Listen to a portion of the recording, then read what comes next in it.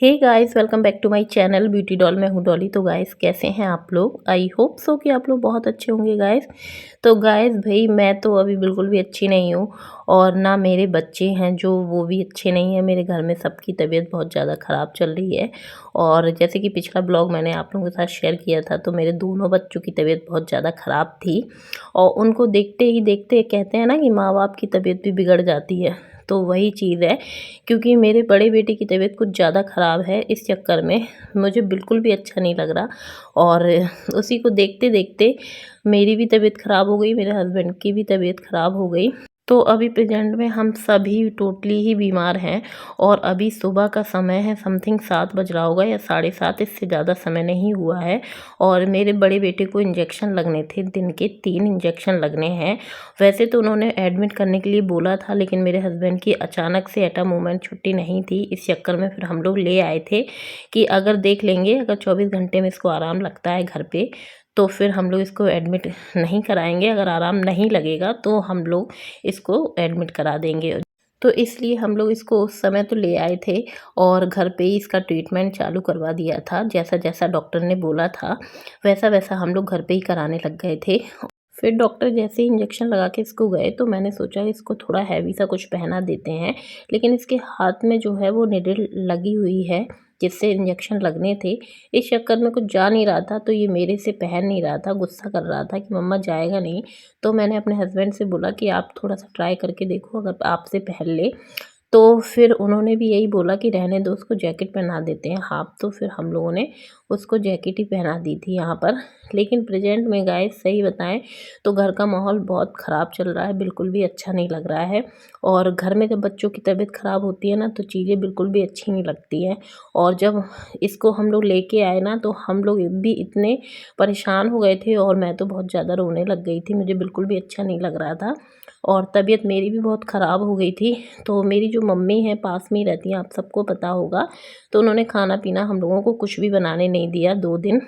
Mummy ही भेजती रहीं, मतलब मेरी जो भाभी हैं वो बना देती थी, मम्मी ले आती थी। तो हम लोगों ने कुछ नहीं किया, केवल बच्चों पे ही ध्यान दिया कि चलो बच्चे ठीक हो जाए हमारे।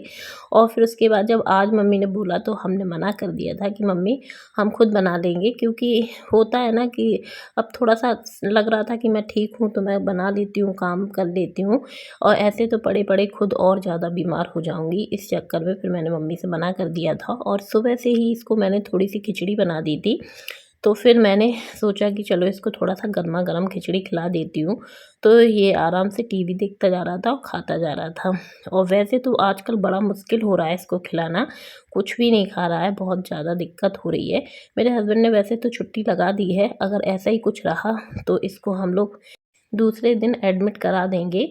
तो गाइस फिर उसके बाद इसको खिलाने-पिलाने के बाद मैं चली गई थी नहाने। काम जो है वो मैंने फटाफट कर लिए थे। वैसे तो मैंने आपसे बोला किसी भी चीज़ में कोई भी मन नहीं लग रहा, लेकिन फिर भी क्या होता है ना कि घर में हम लोग इतने सारे लोग हैं, तो काम तो रहते ही हैं और वो करने भी हैं।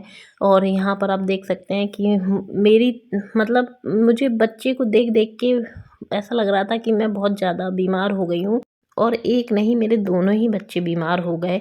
तो इसलिए ऐसा लग रहा था कि मैं क्या ही बता दूँ आप लोगों को। लेकिन ये है, सोच लेते हैं कि आप लोगों के साथ जब मैं डेली के ब्लॉग शेयर करती हूँ तो थोड़ा-सा आप लोगों के साथ कर देती हूँ शेयर कि घर में अभी प्रेजेंट में क्या चल रहा है। जब हम आप लोगों के साथ अच्छी चीज़ें शेयर करते हैं तो घर में अगर कोई दुःख परेशानी हो जाती है तो हम वो भी शेयर कर देते हैं, क्योंकि आप लोगों को एक तौर से अब हम अपनी फैमिली ही समझने लगे हैं। इसलिए सारी चीज़ें आप लोगों के साथ शेयर कर देती हूँ मैं हमेशा ही। और यहाँ पर जैसे ही थोड़ा-सा मुझे समय मिला तो मैंने कहा कि चलो यहाँ आटा लगा के रख देती हूँ, क्योंकि अभी प्रेजेंट में कोई भी काम ऐसा लाइन से नहीं हो रहा है। सारे काम ऐसे हो रहे हैं कि बच्चे कभी भी आवाज़ दे देते हैं तो फिर उनको देखना पड़ जाता है। और मैं काम करती हूँ तो मेरे हस्बैंड बैठे रहते हैं बच्चों के पास, और अगर वो कुछ कर रहे होते हैं तो मैं बैठ जाती हूँ। नहीं तो अगर हम दोनों कहीं पे भी बिजी हैं तो मेरी सासू माँ है वो देख लेती हैं, क्योंकि एक ना एक जन तो बच्चों के पास चाहिए ही है। फिर यहाँ पर समय हो गया था गाइस इन दोनों की दवाई का, तो फिर मैंने सोचा कि चलो साथ में इन दोनों को पिला देती हूँ। और यहाँ पर ये सो के उठ गया था छोटा वाला, तो मैंने सबसे पहले इसको मोजे वगैरह पहनाए और टोपा वगैरह लगाया। क्योंकि अब मुझे ये लगता है कि शायद हो सकता है कि हमारी गलती से ही मतलब मेरी गलती से ही मेरे बच्चे बीमार पड़े हों, क्योंकि उन्हें इतनी सर्दी कैसे हो गई मुझे खुद नहीं समझ में आता है। छोटा वाला तो चलो ठीक है, लेकिन इसको बड़े वाले को इतना कैसे हो गया, कोई भी चीज़ समझ में नहीं आ रही थी। लेकिन छोटे को थोड़ा बहुत फिर भी आराम लग गया था, लेकिन बड़े को आराम लगने का नाम ही नहीं हो रहा था। हम लोग ये सोच रहे थे कि इसको अब आराम लग जाए, अब आराम लग जाए, क्यों इसको ले जाना पड़े, क्योंकि अस्पताल के नाम से ये बहुत ही ज़्यादा रोता है और बिल्कुल भी अगर इसको दवाई लेने जाओ ना तो बहुत ज़्यादा वहाँ पे बैठता नहीं है, रोता ही है। तो हम लोग ये सोच रहे थे कि घर पे ही सही हो जाए, क्यों इसको अस्पताल में भर्ती कराया जाए। तो हम लोग पूरी कोशिश कर रहे हैं कि इसको अच्छे से अच्छा मतलब खिला पिला पाएँ और अच्छे से अच्छा ध्यान रख पाएँ।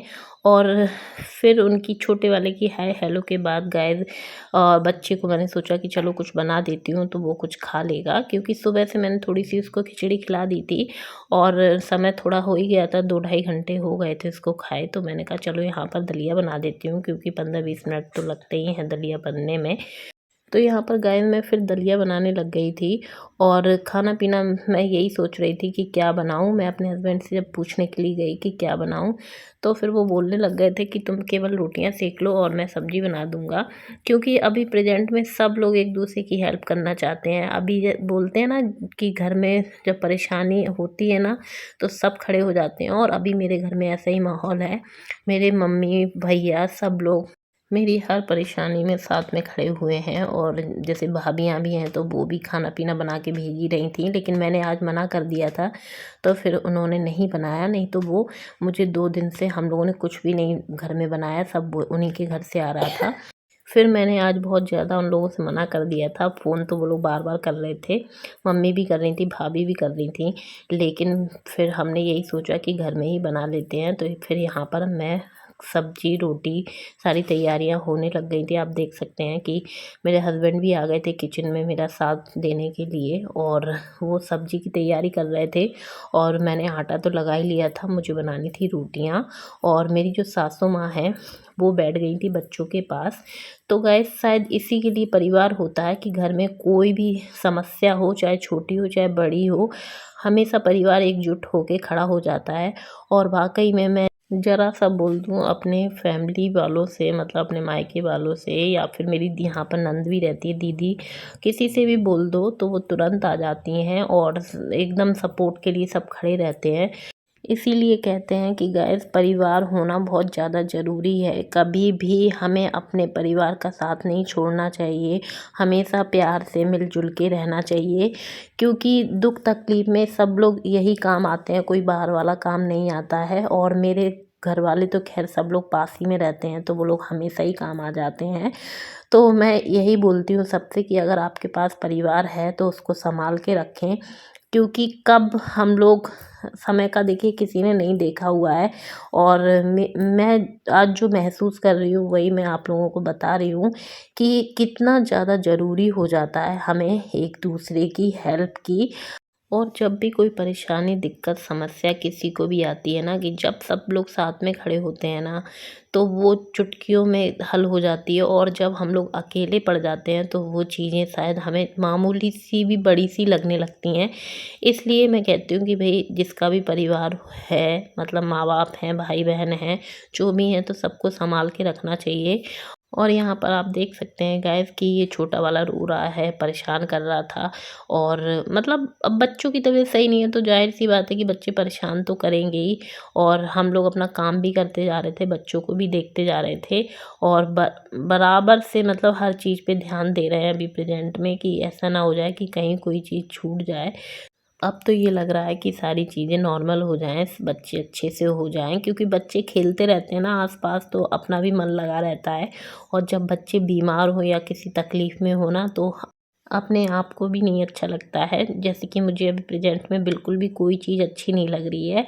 और आप लोग मेरी आवाज़ से ही समझ सकते होंगे कि मुझे कोई भी चीज़ प्रेज़ेंट में अच्छी नहीं लग रही है और ना ही मेरा किसी चीज़ में मन लग रहा है। और मेरी हालत जो है वो खुद भी ख़राब है और बच्चों की है तो है। बस भगवान से भी यही प्रार्थना है कि जल्दी से सारी चीज़ अच्छी हो जाए, मेरा बच्चा सही हो जाए और जैसी ज़रूरत लगेगी हम लोग वैसा ही आगे कर लेंगे। और यहाँ पर फिर दोनों को दवाई खिलाने का समय हो गया था। तो यहाँ पर हम मियाँ बीवी दोनों ही दवाई खिलाने लग गए थे। और बड़ा वाला जो है वो थोड़ा-सा मेरे से मतलब हिचकिचाता रहता है, और मैं ज़्यादा अभी प्रेज़ेंट में उसे डाँटना नहीं चाहती हूँ, क्योंकि मैं कुछ भी खिलाती हूँ वो खाता नहीं है, और डैडी उसके खिलाएँगे तो वो झट से खा लेगा। शायद उनके डर की वजह से हो या जो भी कुछ हो, और मेरे से तो मना कर देता है, चिल्लाने लगता है। तो इसलिए फिर वही आराम से इसको बिठा के दवाई वग़ैरह खिलाने लग गए थे। और जो भी खाना-पीना है तो वो बहुत अच्छे से उसको थोड़ा-सा खिला देते हैं, और मेरे से तो वो ढंग से खाता ही नहीं है। और यहाँ पर मैं छोटे वाले को दवाई पिलाने लग गई थी। लेकिन ये है कि दोनों ही हम मियाँ-बीवी अपने बच्चों का अच्छे से ख़्याल रख रहे हैं, और जल्द से जल्द बच्चे ठीक हो जाएँ, और क्या चाहिए हम लोगों को। और यहाँ पर जैसे ही बच्चों को दवाई वग़ैरह खिला दी थी, फिर उसके बाद थोड़ा-सा मेरा किचन में वैसे भी काम रह गया था।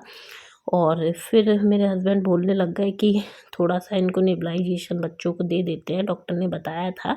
और यहाँ पर हम इसको नेबुलाइज़ेशन दे रहे थे, तो ये बड़ा रो रहा था, छोटा वाला परेशान कर रहा था, और शायद इसको फर्स्ट टाइम ये लग रहा होगा, और इसको बिल्कुल भी मतलब लगाना नहीं चाह रहा था, रो रहा था बहुत ज़्यादा। तो ज़बरदस्ती मेरे हस्बैंड इसको लगा रहे थे, लेकिन ये बार-बार हटा दे रहा था कि उसको लगाना नहीं है। और जो बड़ा वाला है वो तो बड़ा है, तो वो तो ख़ैर आराम से लगा लेता है, तो कोई दिक्कत नहीं होती है। नेबुलाइज़ेशन भी बच्चों को 2 से 3 बार देना है, और छोटा वाला तो वैसे थोड़ा-सा उसको आराम लग गया है, ख़ैर बस बड़े वाले को थोड़ा-सा और लग जाए तो चीज़ें बेटर हो जाएँगी। और फिर यहाँ पर थोड़ा-सा मेरा किचन में काम रह गया था, और प्रेज़ेंट में जिसको गैस पता चल रहा था, तो वो लोग मतलब होता है ना कि आस-पड़ोस में हो या फिर अपने जानने वाले हों, उनके दोस्त यार हों, कोई भी हो, तो उन्हें पता चल रहा था, तो बच्चे को देखने के लिए आ रहे थे, मिलने के लिए आ रहे थे। तो काम जो है वो बहुत ज़्यादा लेट ही होता जा रहा था, और मैं यहाँ पर काम कर ही रही थी।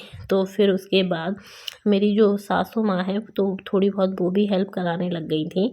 फिर उसके बाद यहाँ पर जैसे ही मैंने ये काम निपटाए किचन के जो भी काम थे, तो यहाँ पर दीदी आ गई थीं, जो मेरी बड़ी वाली नंद है, और उनकी बहू आ गई थीं देखने के लिए, क्योंकि उनको भी पता चला तो वो लोग भी आ गए थे।